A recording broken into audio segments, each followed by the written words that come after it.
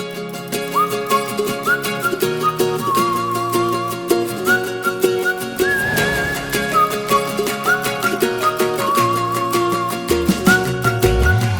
you looking for a fun and informative podcast all about training working dogs? Look no further than the LWDG Pod Dog. This weekly show is hosted by me, Joanne Perrott, founder of the Ladies Working Dog Group, and I chat to experienced trainers and experts in the field who will give you helpful tips and advice. Whether you're just getting started or you've been working dogs for years, this podcast will have something for you. So pull up a chair, pour yourself a cup of coffee and tune in to LWDG Pod Dog and let us help you build a better bond with your best friend. Hello and welcome to another episode of LWDG Pod Dog. This week we're going to be talking all about cashing in on a new puppy's love. Joining me for this week's podcast is the amazing LWDG Group expert Claire Denia and the amazing LWDG Group expert Jemma Martin. Hi ladies, how are you? Hi, Jen. Hi, yeah, good, thank you. So before we get started, Claire, would you like to give everybody just a brief introduction of who you are? Yeah, so my name is Claire Denia and I am running Family Dog Services based in Maidstone in Kent with my husband John. Fantastic. And Jemma? I'm Jemma Martin and I run Whistle and Wag Dog Training down in Suffolk with my colleague Nikki Kenny. So thank you for that, ladies. We're going to be talking about new pups. Now, there is this perceived myth within the gundog world that really before they get to sort of 6 to 12 months, we really don't want to be doing a lot with them, leaving them quite much to themselves. I'm sure it's very much a traditional concept and not so much used now, but it does still hang about, doesn't it? So I think the concept came from the fact that people say don't overdo it with your puppy, and it's gone sort of to the extreme where people go, don't touch your puppy, just let it be a puppy, and people take that as don't do any training with it, rather than do some fun bits, let it grow up, let it bond with you, and don't take it too seriously. It's just gone the other way, unfortunately. Yeah, absolutely. And I think also because now you're finding more and more gun dogs live in the home with us, whereas those that are kennelled, there are certain things that don't need training early on that do need training when the puppy lives in the house. So just things like good general manners around the home, being patient and just learning how to be a pet. Obviously, if the puppy's in the kennel, some of those things may not be quite as important so early on as they are for the puppies that live in the house. So the reason we wanted to chat around this concept was I was watching this pup play with this lady. The pup was quite young, and literally it didn't matter what that lady did in front of a large group of people. The pup just had eyes for her. It was a young pup, and he was like, I will ignore everything else in my environment as long as I can play with you. And I just thought, wow, isn't that an amazing time in a pup's life? So how is it that pups perceive us at the beginning?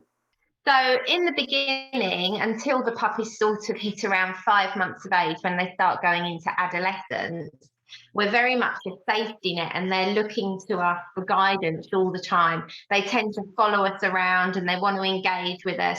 So it's a fantastic opportunity to start really early bonding, building a really nice relationship with the puppy and get the best out of that relationship while they're really dependent on you. Yeah, exactly that. And it's really cashing in on that exact thing of them seeing you as their world and making it rewarding for them at that point. So as they grow, they don't necessarily have to look elsewhere because they're like, wow, you're amazing. I'm going to stick with you. And you see it quite a lot on loads of the Facebook groups. There's people with 6-month-old puppies going, oh, when should I let the puppy off the long line? And actually, they've missed their ideal chance. So I have mine off lead straight away when they're pups because they don't want to go anywhere else. They want to play follow my leader with you, and you can do your really foundational recalls and all sorts of sticking with you training at that point when it's easy. And I suppose there is that huge conversation that goes, we're told, oh, we've got to socialise a pup. And again, I suppose it's the national conversation that makes us think, what can I do with my pup that exposes it to everything out there? there's not the other conversation that says, what should I be doing with my pup? Where my pup doesn't care what's going on out there because it's more interested in what I am doing. Yeah, so for me, when my puppies are really, really young, under 5 months of age, of course, socialisation and habituation are a massive part of their life. But I want my puppy to learn that their fun comes from me and that I'm the one that's going to supply them with all of the best rewards in the world that they value. I don't want my puppy thinking that other dogs are more fun with me and other people are more fun with me. So that really takes you down a whole nother rabbit hole about what socialization actually is and what it should be. But for me, during that period of time, I'm exposing my dog to seeing, hearing, and experiencing things. But I'm spending that time exposing them to that while still learning that I'm the safety net, I'm the place to come for fun. I'm the one that provides the rewards. I don't want my puppy at that age learning anything else than that, really. When we speak to a lot of clients, if you ask them what they think socialization is, majority of them will say, oh, it's so they're friendly with other dogs, so they can meet lots of other dogs, they can meet lots of other people. And they don't even look at all the other things that we need to socialize our dogs around.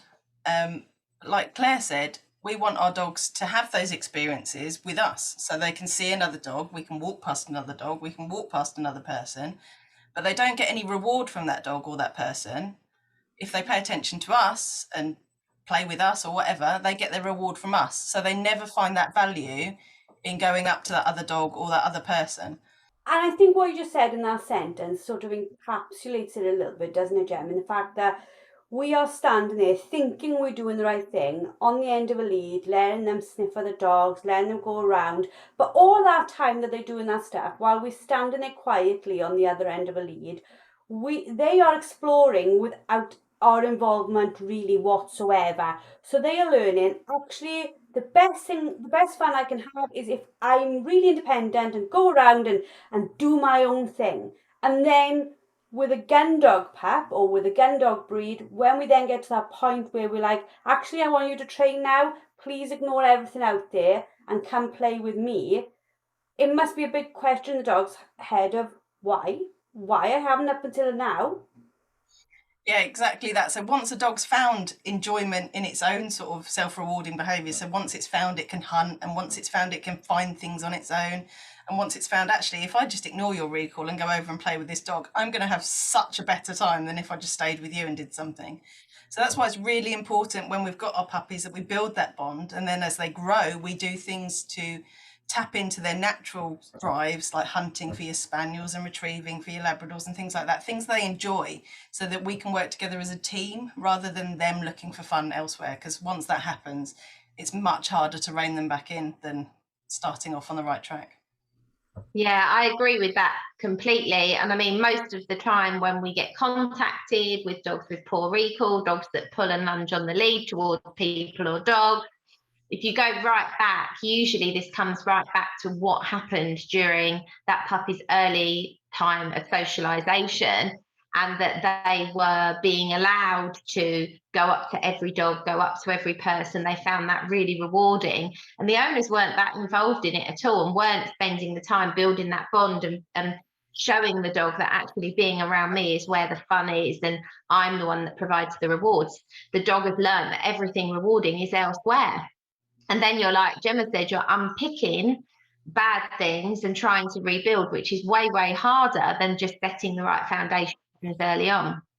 Even if you think of it in the most simplistic terms, just people coming into your home, you know, when you've got a new pup, I bring the pup in, my husband picks it up, the kids pick it up, everybody picks it up, my mother picks it up, everybody comes to my house is picking my dog up. And you're thinking, oh, this is good socialization, you know, letting everything.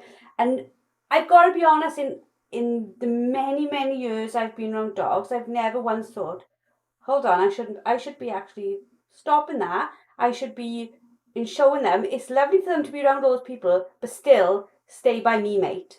Yeah, it is. And I think also one of the things to consider is I want my dogs to be friendly and comfortable with my family and my friends and with people coming into my home. So I need to show the puppy that that's all good.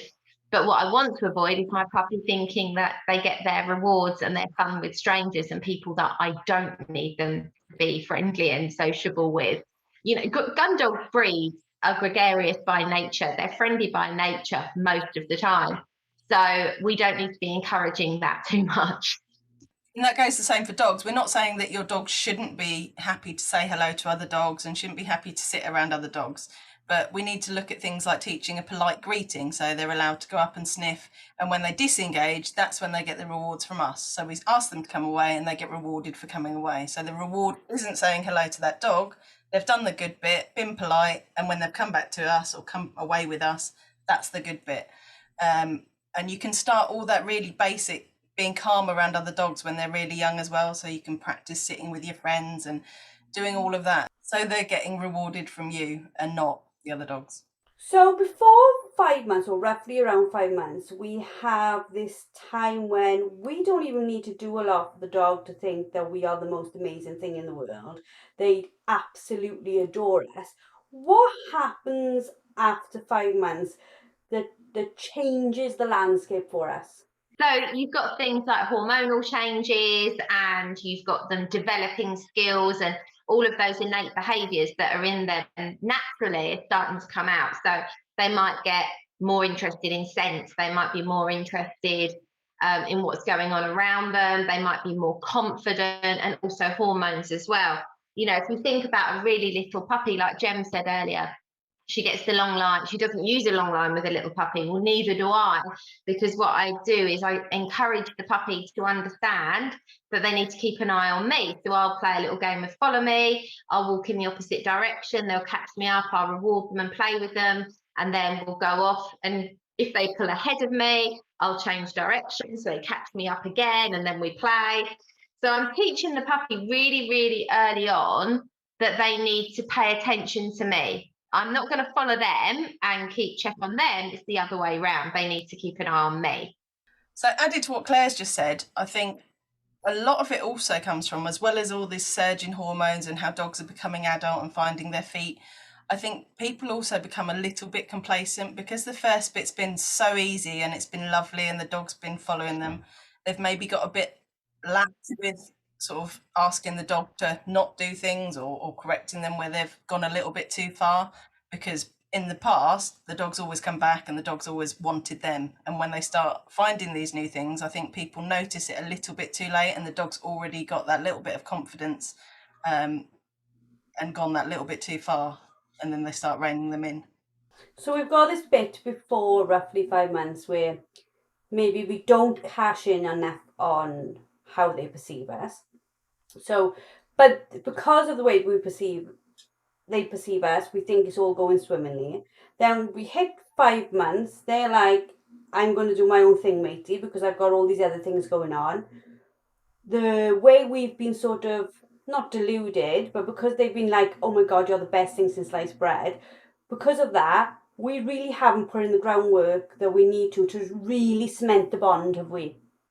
Yeah, that's exactly it. If that effort isn't put on into building that bond during that time and building that dog's desire to want to be with us, it will very quickly slip through your fingers, you know, and before you know it, you've got an issue on your hands that needs fixing. So, you know, for me, it's just so important to really think about that process and use every opportunity with a puppy to basically, you're backing up what their first little beliefs are, and you're saying to them, yeah, actually, I am the best thing since sliced bread, and this is where the fun is, and this is where the rewards are happening, rather than taking it for granted that that's going to stay, because it won't stay. Yeah, and I think this goes back to a conversation we were having the other day, Claire, about how often we reward our adult dogs as well. If we don't keep those behaviours rewarding for our dogs, you will see that not in all dogs, but a lot of dogs, you will see that behaviour or that drive will lessen slightly, because they're like, well, what's in it for me? Some dogs just do it for the love, but a lot of dogs do need that reward to continue that behaviour in such a strong way. And if you think about it, that's not much different to humans, is it? As much as we all love our friends and love lots of different things we do, there is always a selfish aspect for everyone of, well, what's in it for me for doing this activity? Even if it's just looking at it objectively, what is in it for me for example, today I've been to the beach. What was in it for me to go drive an hour in the car one way, an hour on the way back? We shouldn't be shocked that the dogs not think the way we think, but they look what's in it for them too. Yeah, I mean, I always liken it when I'm talking to clients. I'll say things like, okay, so would you go to work, even if you enjoy your job, would you go to work if you didn't get paid to do your job? And they're like, no. And then you say, okay, so if you had a group of friends and you went out with them, and the time you went out with them, they completely ignored you and were talking to someone else, would you continue to enjoy going out with them? No. So you can liken it, although dogs are obviously a different species, and there's you've always got to remember that there are a lot of things that you can think about which will make it seem a little bit more logical as to why we should be rewarding these behaviours. Exactly that. And dogs really aren't that complicated. Behaviours we reward, they're likely to repeat. Behaviours we interrupt and ask them to do something else, they're likely to lessen. And I think we just overthink things far too much with dog training, and put emotions on our dogs that they don't necessarily have and things like that. So I think keeping it simple, thinking of it in simple terms, like Claire's just said about getting paid for your job and having your friends ignore you, I think they're really good ways to look at it. When talking to featured expert Rose Seton the other day, she said something which made me sort of think, I can visualize what she's saying. She was on about cameras on the M25, and she was saying all the way around the M25 there is the speed cameras, and every single one reminds you that you have to go at a certain speed. And every time you reward a dog, it's like one of those cameras. You just keep reminding the dog. And I thought, oh, I can visualize that. I can see what she's sort of trying to tell me from that. So if I'm listening to this and I'm looking at a 5-year-old dog and I'm thinking, oh my God, I didn't do all these puppy things, I'm having difficulty getting the dog to engage with me. What can we do to build a bond with an adult dog? Well, this is something that we come across quite a lot with people that maybe get dogs that are a bit older, whether they adopt them, maybe they come from rescue, all that sort of thing. Obviously, the first thing you've got to do is build a bond with that dog. That's really, really important. And work out what that dog finds rewarding. Different dogs will find different things rewarding. So it's really important to find out what that dog finds rewarding. Food isn't the be all and end all for most adult dogs. It's a really good way of keeping the attention of a young puppy, but very often won't cut it with an adult dog. So most adult dogs, once you start to work with their innate behaviours, the things they enjoy doing, hunting, retrieving, things like that, you can build a bond just through doing those kinds of things by building a really nice play relationship with your dog. That's another way of bonding with the dog. So just because a dog is older doesn't mean that you can't do those things. You've just got to work out what it is the dog values, because you've missed out on that little time when they're a puppy and you're the world. Now you've got a bigger job of saying to this dog, I know you may have enjoyed X, Y, and Z before, but now we need to work on our relationship. Exactly that. And it's really tapping into what that dog finds rewarding. And like Claire says, they're all different. So one of mine will happily work, but if you try and touch him while he's working and give him a fuss, he's like, seriously, I'm working, don't touch me. I'll take a treat. I'll find that quite rewarding, but just don't mess with me. Whereas my other dog, she'd quite happily have a big cuddle for doing whatever she's done and think that was amazing. And for some dogs, like Claire says, it might be the activity. So if you've got an older dog that comes to you that's finding a lot of enjoyment in the environment and how exciting the environment is, it might be that you do some really close hunting for tennis balls with it and it finds that exciting. Some dogs who like to chase might find it really rewarding even if you run around like a lunatic and get them to chase you, because that's the only thing I don't mind my dogs chasing, is if they chase me, because that's not a bad thing. So sometimes, just to add a bit of fun to my gun dog work, I will run away from my dogs and go, this is fun, and they'll chase me. And then we'll start again. So you can insert little bits of fun into your training, and just make it that bit more enjoyable for your dogs and build up on that Oh, mum still is quite fun. We're doing the serious stuff, but we have really fun bits as well. And I know that Claire does this with her dogs all the time. Yeah, I really love to incorporate play into my training. Now, as Jemma just said, all dogs are different, and Indy, my eldest dog, she's really not into play. Not into food either. I mean, she likes a tennis ball, but her enjoyment comes from training and working, whereas Rose, my youngest, who's 3, she loves to play and she loves physical affection. They couldn't be more different. So, it is with an adult dog working out exactly what ticks that dog's boxes. It's finding out what that dog really enjoys and what they value so that you can utilize those things in your training and to build a bond. If you think about it, when you intend to train your gun dog to any type of level, whether it's just be like general household obedience or even to take them out on a field or to work a trial, you are asking a breed that wants to do something that's literally genetically hardwired within it to do it with you. So this concept to come sort of full circle back to the beginning of don't really bother the dog until it's old enough to formally train is probably completely the wrong idea with this breed doing what we want to do, isn't it? Yeah, totally. So, with a puppy, the training is play based. You're building that bond and that relationship, but we are training still. You're still teaching the dog little skills. But, for example, for me, an informal puppy retrieve will be me sitting on the floor, rolling out a toy or a ball or a puppy dummy, and the puppy running out after it and running back in for a cuddle. And it's all very play based and very fun. So we're not formalizing it too early, but we're totally cashing in on the fact that at that time in that puppy's life, you are everything. And you're starting to show the puppy that we can do the things you enjoy together. Yeah, exactly. And for some breeds, obviously, spaniels aren't always renowned for their amazing retrieving because it's just not what they're bred to do. They're bred to run around like loonies in the brush and flush things. Same as some HPRs aren't massively keen on the retrieving bit. So I always do the bit that they're less likely to do early on and make it super fun so that as they grow older, they're like, oh, this is that really fun game that we did as a baby. And you'll find that the more natural things that they do, like hunting and whatever, come later because that's just what they innately do. So you'll find that they do that anyway. So I try and make the things that I know that they might struggle with super fun in the beginning. So that's a really nice foundation to build on later on. Yeah, that's absolutely spot on, Jem. And I do very much the same, especially if somebody says to me, I've got this HPR breed or a spaniel and I need it to be a good all-round gun dog. Well, part of being a good all-round gun dog is to retrieve.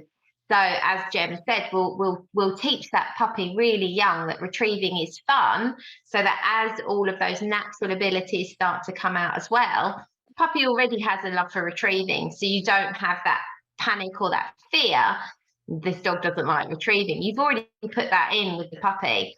So that can just go hand in hand with everything else. So for clarity on this, for people who are listening to this, we're talking about super fun, informal retrieves.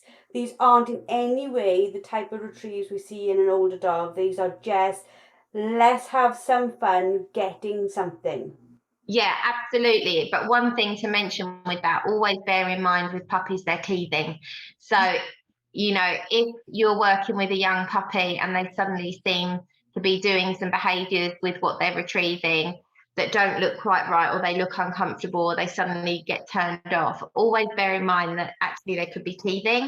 So you might want to take a break from retrieving during that little phase there. But for most of the dogs, by the time they're 7 months old, so you're only looking at a little while really, that will be gone.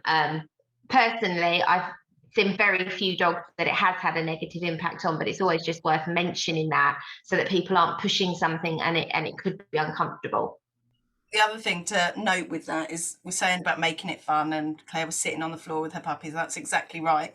But don't overdo it. People often find that their puppy will retrieve something and go, oh, this is amazing, let's do 20 every day.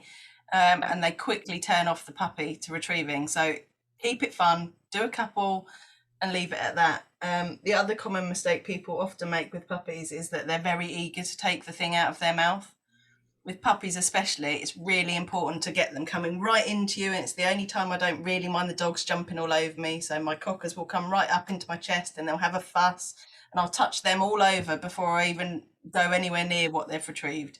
So it's all about them coming back to me with their precious thing in their mouth, and then you can work on obviously taking it off them and rewarding them in whatever way you're going to. Because the concept of this right now isn't the retrieve, it's the I am bonding and playing with you.